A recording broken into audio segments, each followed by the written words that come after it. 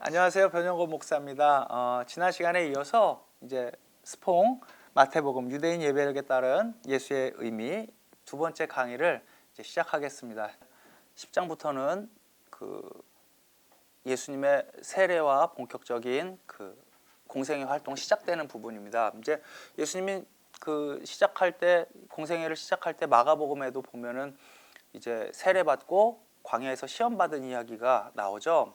근데 이 그 마태복음의 저자가 예수님을 모세와 연결시키고 있다라는 이야기를 드렸는데요. 그것은 이제 스퐁의 독특한 주장도 아니고요. 신학학계에서 매우 폭넓게 받아들여지고 있는 견해 중 하나입니다. 어떤 유형, 모세의 유형을 따라서 예수님의 이야기를 펼쳐나가는데 그 앞에서 본 탄생 이야기에서 모세 이야기의 변형을 이제 보여준 마태가 이제 성인이 된 예수님의 본격적인 공생애 활동 시작도 모세 이야기를 바탕으로 펼칩니다. 첫 번째 이야기는 예수님의 세례 사건입니다. 구약에 보면은 그 물이 갈라지는 이야기들이 몇 군데 나옵니다. 제일 대표적인 게 모세가 홍해를 가른 이야기가 있고요. 그 다음에 여호수아가 요단강을 가른 이야기가 있고요. 그리고 그 엘리야와 엘리사 두 사제가 한 번씩 이제 그 요단강을 또 가르고 지나가는 이야기가 나오죠. 그 이제 하나님의 능력을 이어받았다. 엘리야의 능력을 엘리사가 이어받았다는 걸 증명하기 위해서 그 겉옷으로 이렇게 물을 쳐서 가르는 이야기가 나오는데요.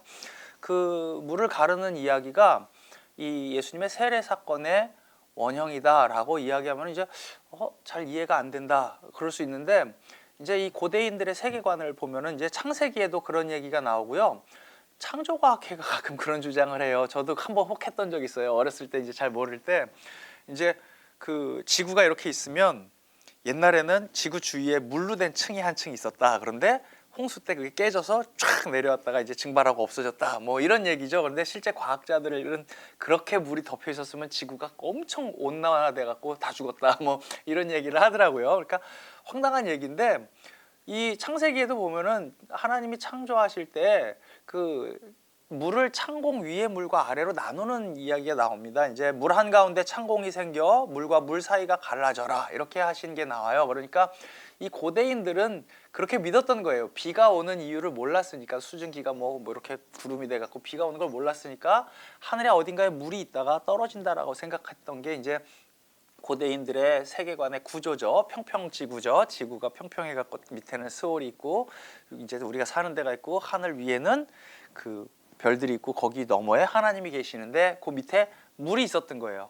근데 예수님이 세례를 받을 때 하늘이 갈라지고 성령이 내렸다. 이것을 스퐁은 그것이 이제 모세나 다른 선지자들은 땅 위에 물을 가르지만 예수님, 하나님의 아들인 예수님이 세례를 받을 때는 하늘에 물이 갈라졌다라는 그런 식으로 이제 해석을 합니다. 그리고 나서 이제 광야의 시험 이야기가 바로 나오죠. 마가복음에는 예수님이 40일 동안 광야에서 사탄에게 시험을 받으셨다 이렇게 간단하게 전하는데 마태복음에서는 그 시험의 내용을 구체적으로 기록합니다. 이게 마태복음이랑 마가복음이 순서가 아마 다를 거예요. 시험 순서가. 그래갖고 신학생들이 성경 퀴즈 볼 때 마태복음에서는 뭐 돌떡빵 뭐라고 그러죠? 뭐 하여튼 그 외우는 거 있어요. 우리는 그런 시험을 안 봐갖고 저는 지금도 순서를 모르겠는데 아무튼 세 가지 시험이 하나는 돌을 떡으로 만들어라. 하나는 성전에서 뛰어내려라. 그리고 하나는 나에게 절하면 온 세상을 너에게 주겠다. 뭐 이거죠. 이렇게 세 개인데 이 세 가지 이야기도 마가복음에는 없는 거를 마태복음이 어디서 이 이야기를 마태가 가져왔을까? 뭐 이런 이제 추측을 하고서 그 기원을 찾아보면 이것이 이제 그 이스라엘 백성들이 광야에서 그 모세와 함께 유랑할 때 겪었던 세 가지 사건과 이제 직접적으로 연결이 된다라고 합니다. 이제 광야에서 굶주림을 해결하기 위해서 하나님께서 만나를 내려준 사건, 그것과 이제 돌이 떡이 되게 하라 이 사건이 이제 연결이 된다고 볼 수 있고요. 또 하나는 이제 무리바에서 물이 나오지 않는데 이제 그 이스라엘 백성들이 불평했을 때 너네들 하나님을 시험하지 말아라 이렇게 대답하신 이야기가 나오죠. 그러면서 이제 무리바에서 그 돌에서 물이 나오는 얘기가 나오죠. 그거랑 이제 예수님이 성전에서 뛰어내리라 그랬더니 그럼 천사가 너가 하나님의 아들이거든 뛰어내리면 천사들이 하나님이 천사를 보내서 널 받아줄 거 아니냐 이렇게 얘기를 했더니 예수님이 주 너의 하나님을 시험하지 말아라. 이 말씀 이용하신 것이 겹치는 부분이고요. 또 하나는 이제 이스라엘 백성이 금송아지한테 절한 사건이죠. 이것이 우리의 하나님이다. 그러면서 이제 그 금송아지를 절하는데 사탄이 이번에는 금송아지가 아니라 나한테 절해라. 이렇게 이야기하는 이 세 가지의 유혹의 내용이 그 원형이 이제 모세가 또 그리고 이스라엘 백성이 출애굽 과정에서 겪었던 유혹들과 그 유사한 패턴을 가지고 있다. 이렇게 스퐁은 설명을 합니다. 이게 이제 그 세례 사건과 세 가지 시험에 관한 이야기고요. 이제 모세의 이야기의 모세의 이야기를 바탕으로 이제 그 예전적인 의미를 사용을 하기 위해서 6월절에서 오순절까지의 7번의 안식일을 위해서 배치한 내용이라는 겁니다. 그러니까 7주 동안 부활절 이야기 2개, 족보와 예수님의 탄생, 동방박사와 헤롯, 세례, 광야의 시험, 그리고 마태복음 4장 후반부에 복음을 선포한 이야기, 제자들을 부른 이야기가 그렇게 해서 7주를 이제 담당하는 본문들이다. 이게 스퐁이 주장하는 9장, 10장, 11장에서 이야기하는 부분입니다.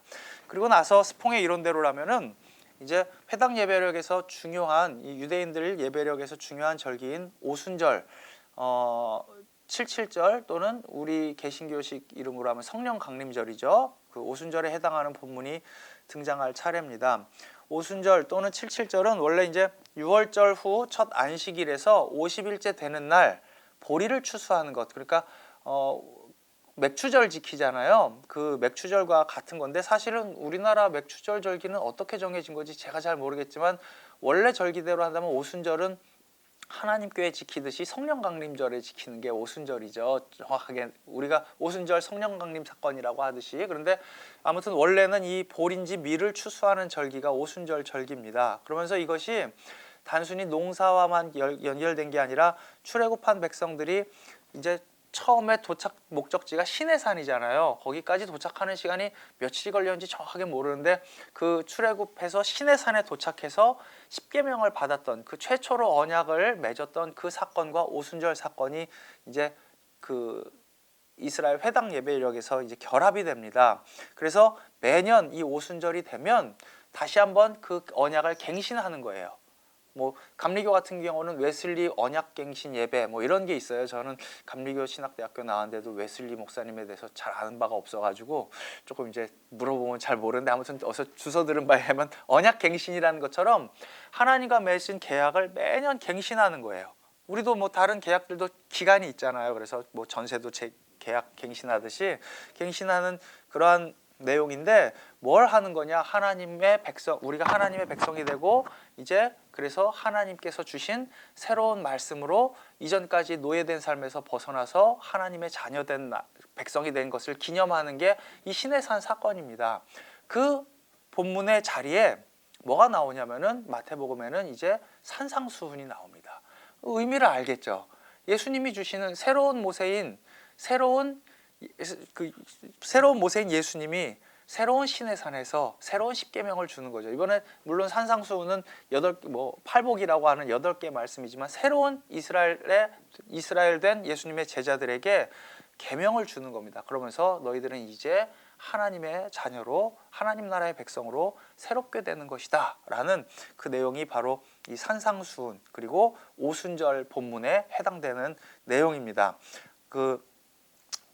여기에는 이제 산상수훈 복이 있다 이것이 나오는 부분 뒤에는 각 계명들에 대한 예수님의 해설이 등장합니다. 그래갖고 그 뒤로 그 예수님의 설교가 쭉 길게 이어지고 그 중에 의에 줄이고 목마른 자들은 복이 있다를 해석하는 그 내용에 주기도문이 들어가 있어요. 이 스퐁이 이 부분을 좀 복잡하게 설명해서 저도 그 본문을 한번 맞춰보다가 정확하게 못 맞췄는데 8복이 1번부터 8번까지 있으면 8번에 대한 해석이 그 뒤에 나온다는 얘기예요. 그리고 7번에 대한 해석이 그 다음에 뭐 이런 식으로 역순으로 다시 쭉 그 해설이 들어가는 것이 이제 그 산상수훈 거기에 나오는 내용이라고 하는데 거기에 이제 주기도문이 그 중에 들어가 있죠. 근데 주기도문도 똑같은 식으로 설명을 하자면은 사도 바울은 주기도문을 소개해 준 적이 없죠. 그죠? 사도 바울은 그런 거를 하나도 오히려 예수님의 가르침과 조금 다른 이야기 한 적도 있어요. 상황이 다르니까 뭐 그런 게 있고요. 그리고 마가복음에도 주기도문이 없습니다. 주기도문의 판본은 마태복음하고 누가복음에만 있는데 누가복음은 산상수훈이 평지설교로 바뀌어 있고요. 또 팔복이 아니라 네 개의 복과 네 개의 저주인가 뭐 이런 식으로 화 있을진저 이게 또 네 개가 붙어서 마태복음의 산상수훈과는 몇 가지는 겹치고 몇 가지는 겹치지 않는 그런 부분들이 있습니다. 예수님의 제자들도 이제 요한의 제자들이 기도가 있으니까 예수님의 제자들도 기도를 알려달라고 했을 가능성이 있죠. 그렇지만 만약에 예수님이 정말로 너네들 나를 따르는 사람들은 다 이 기도를 해라라고 해서 예수님이 기도를 가르쳐 주신 그런 그 원형이 있었다라면 사실 바울은 몰랐다 치더라도 마가복음 정도에는 있었지 않을까 생각할 수 있고요. 또 요한복음에 어떤 형태로든 그 주기도문이 나왔지 않을까 싶은데 요한복음에도 없어요. 그러니까 마태와 누가의 앞에도 없고 마태와 마가의 뒤에도 없다라는 거는 이게 어느 순간 이제 그 전승에 생겨난 기도라는 것이죠. 그죠? 그렇게 추측할 수 있을 것 같습니다. 이것은 이제 예수쌤이나 학자들은 그 당신의 나라가 오게 하십시오까지는 핑크색인지 빨강색으로 이제 거기서 책을 그 파이브 가스펠즈라는 책 아까 언급드린 걸 보면은 책을 복음서를 다 색깔별로 칠해놨어요. 그런데 이제 예수님의 직접 인용 따옴표 있는 부분만 해놨는데 그게 빨강색, 분홍색, 회색, 검정색 이렇게 네 가지로 돼 있어서 빨강색은 정말 이건 예수님이 한 말 그대로일 것이다. 분홍색은 요 비슷한 말을 했을 것이다. 회색은 이거는 공동체가 관심이 더 큰 부분이다. 검은색은 이런 말은 아니다. 뭐 이런 식으로 좀 도발적인 그 분류를 해놨는데 이 주기도문의 일부는 빨강색으로 되어 있는데 스퐁은 별로 이렇게 그런 부분에 대해서 세밀하게 분석을 하진 않고요. 전체적으로 이 주기도문 자체는 이제 이 산상설교라는 그 마태가 구성한 새로운 십계명을 설명하기 위해서 거기에 추가로 들어간 부분이다.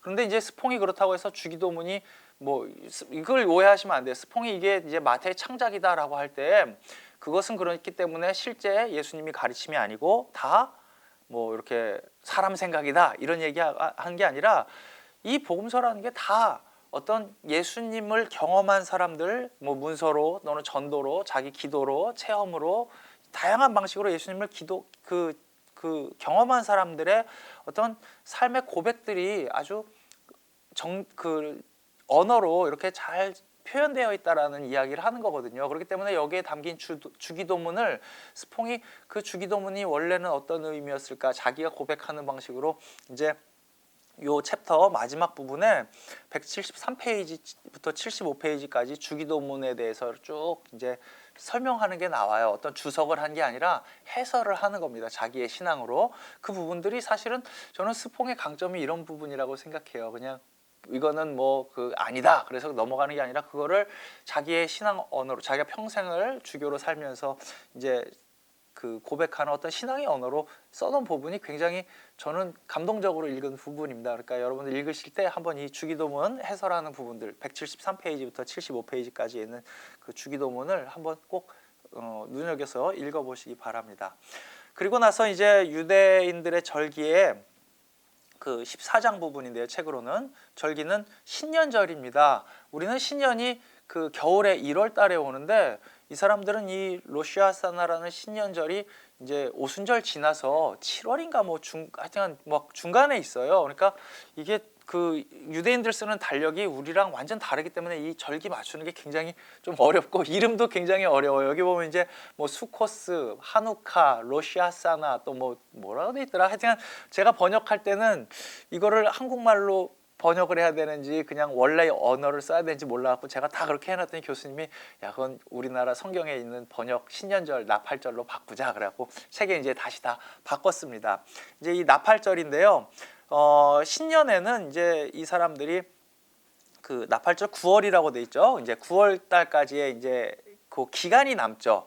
오순절 절기가 끝나면 교회력도 이제 뭐 부활절 끝나고 성령 강림절까지 기간이 있고 성령 강림절 다음에 대강절 될 때까지 기간이 남으면 성령 강림 후 몇 주 이렇게 진행되는 것처럼 오순절에서 나팔절까지 그 사이에 그 내용이 조금 여러 장에 걸쳐서 이제 나옵니다. 이 부분 설명이 조금 복잡한 편이에요. 제가 이 절기 설명하는 게 표를 그려놓으면 참 좋은데 아마 여러분들 그 책 뒷부분에 가면은 책 뒷부분에는 그 다른 거고 그 표를 한번 검색해서 이 유대인들 절기 표를 한번 보시면은 조금 이해가 되실 겁니다. 이제 스퐁이 이것을 어떻게 설명하냐면요. 마가복음을 먼저 설명해요. 마가복음도 전례에 따라서 구성된 책이라고 하는데 마가복음은 뭐에서 시작하냐면은 이제 신년절 이야기 세례 요한의 선포에서 시작하죠. 세례 요한이 뭐 회개하라 뭐 주의 날이 가까이 왔다 이렇게 이제 선포하는 마가복음 제일 첫 부분의 이 메시지는 그 세례 요한이 나팔을 불듯이 세상을 향해 외치는 하나님 나라가 다가오고 있다라는 신년의 선포가 세례 요한의 선포와 겹칩니다. 그러고 나서 이 신년절에서 시작해서 6월절에 끝나요. 그러면은 이 신년절이 그 9월 달이면은 6월절은 그 다음 해 이제 우리 그 사순절이랑 겹치는 기간이니까 3월, 4월 정도에 왔다 갔다 하면서 있거든요. 그 절기에 따라서 해마다 바뀌어요. 그 위치가. 그러면은 마가복음은 그러니까 한 해 9월부터 그 다음에 3, 4월까지 읽는 분량만 있는 거예요. 그러면 그 3, 4월부터 9월까지의 사이가 비죠. 그래서 스퐁이 볼 때는 마태나 누가가 책을 늘린 것은 마가복음을 보충한 것은 앞뒤에 그 탄생 이야기를 넣고 부활 이야기를 넣고 중간에 예수님의 어떤 이야기들을 쭉쭉쭉 넣은 것은 그 빈 몇 개월 3월부터 9월까지의 기간을 채우기 위한 본문들이 거기에 들어있다라고 하면서 이제 그 신년절 이전까지의 이야기를 이제 여기서 쭉 설명을 하는 게 거기에 나옵니다. 족보와 탄생 이야기가 이제 6월절 이후에 부활 이야기 2편, 족보와 탄생 이야기를 그것도 마가복음에 없는 걸 넣었죠. 그 다음에 오순절에는 산상수훈을 넣었죠. 우리가 좀 전에까지 본 게 그 사이에 들어가는 마가복음에는 없는 그 산상수훈을 넣었죠. 오순절에서 이제 로시아사나 신년절까지의 남은 기간은 예수님의 기적 이야기들이 쭉 들어가 있습니다. 제자들을 부르고 병을 고치고 제자들을 파송하는 이야기들, 이 모든 것들은 이제 다가올 하나님 나라의 선포, 신년절에 선포될 하나님 나라 이야기를 준비하는 그러한 기간이기도 하고요. 그리고 그것은 또 그 이제 신년절 그렇게 이제 준비하는 기간 이야기들이고요. 신년절에 도달하면 다시 마태는 세례 요한 이야기를 다시 한번 이제 거기에서 추가를 합니다. 그것은 어떤 세례 요한이냐면은 처음에는 세례 요한이 예수님의 세례를 주기 전에 하나님 나라를 이제 선포하는 이야기잖아요. 그걸 다시 한번 재탕하는데 이번에는 세례 요한이 감옥에 가 있죠. 그래서 감옥에서 제자들을 보내서 예수님께 물어봅니다. 오실 그분이 당신이십니까? 아니면 우리는 다른 일을 기다려야 합니까? 그랬더니 예수님이 그게 나다라고 대답 안 하시고 가서 너희들이 본 것을 전해라. 그럼 뭐예요?